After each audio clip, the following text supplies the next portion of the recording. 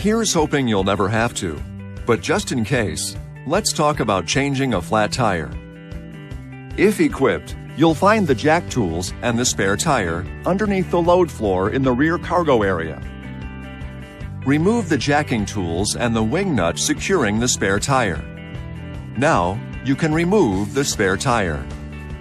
Now loosen, but do not remove the wheel bolts by turning them counterclockwise one turn while the wheel is still on the ground.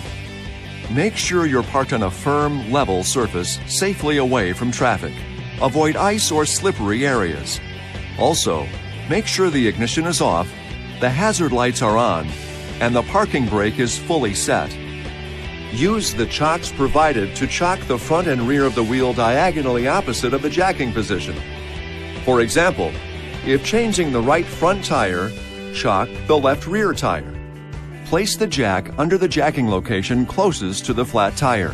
The saddle cutout should be indicated by an arrow-shaped indentation. Center the jack saddle inside the cutout. Do not raise the vehicle until you are sure the jack is fully engaged. Now you're ready to raise the vehicle by turning the jack screw clockwise. Raise the vehicle only until the tire just clears the surface and enough clearance is obtained to install the spare tire. Remember, minimum tire lift provides maximum stability. Okay, now go ahead and remove the wheel bolts and wheel.